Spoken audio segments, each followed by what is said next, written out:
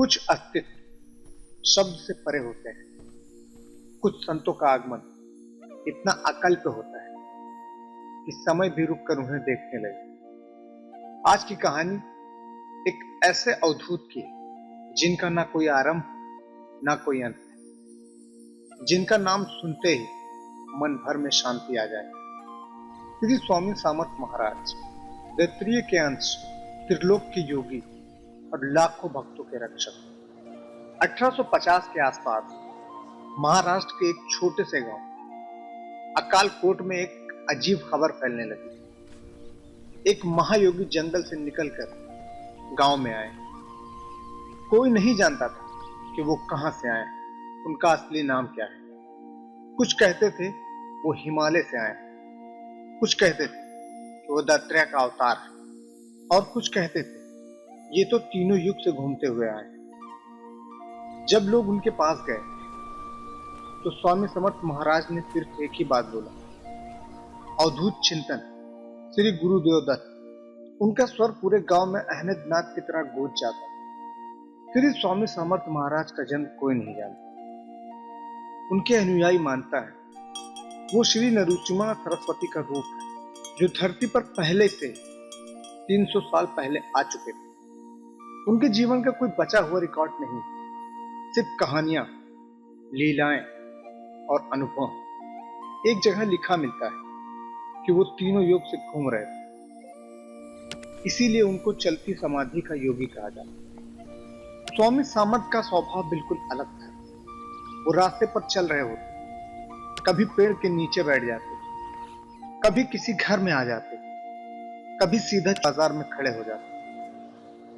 न जाति का भेद, न कपड़ों की चिंता, न मैनर्स का ध्यान।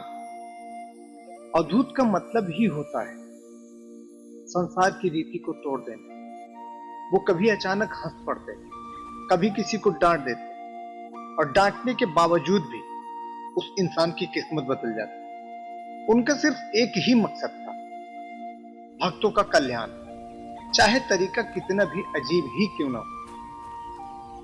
Number 1, the tiger incident. एक बार एक व्यक्ति डरा हुआ स्वामी के पास आया और बोला, जंगल में मेरा बाघ पीछा कर रहा है।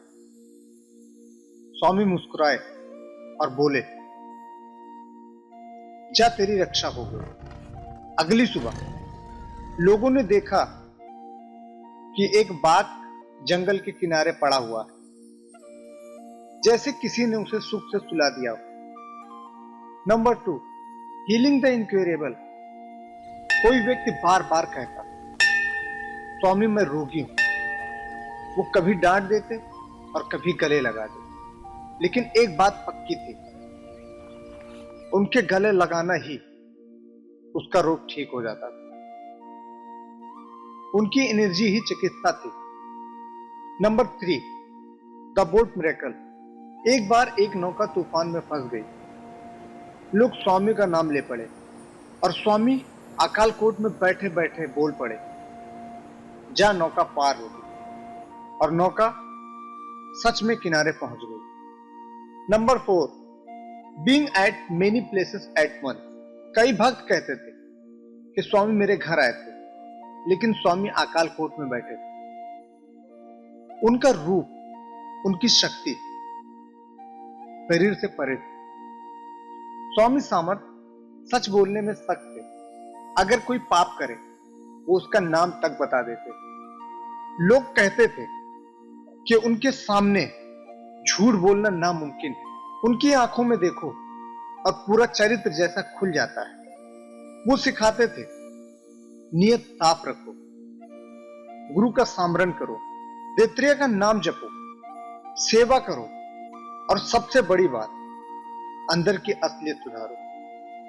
अकालकोट में स्वामी एक पेड़ के पास बैठे होते और भक्त उनके पास आते, कभी दुख लेकर, कभी रोग लेकर, कभी गरीबी लेकर, और कभी व्यवसाय का संघर्ष लेकर। स्वामी महाराज कभी पत्थर दे देते, कभी पेड़ की छाल छिलकर देते, और एक ही शब्द कहते, जा हो जाएगा, और सच में वो हो भी जाता। स्वामी का आशीर्वाद ही एक्शन लेता था। 1878 में स्वामी सामर्थ ने अकाल कोट में अपना शरीर छोड़ दिया, लेकिन अंतिम शब्द में उन्होंने कहा, उनका अंतिम आशीर्वाद आज भी जीवित है। आज भी अकाल कोट में सिर्फ उनकी समाधि ही नहीं, उनकी ऊर्जा भी जीवित है। श्री स्वामी समर्थ सिर्फ एक संत नहीं, एक जगरीती थे।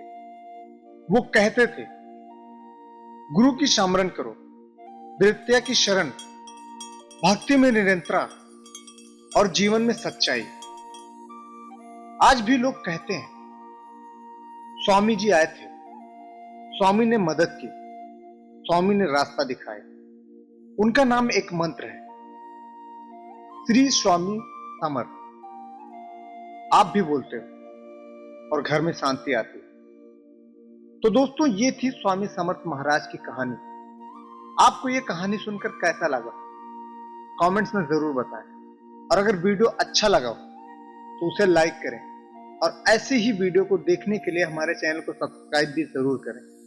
मिलते हैं अगली वीडियो में, तब तक के लिए जय हिंद।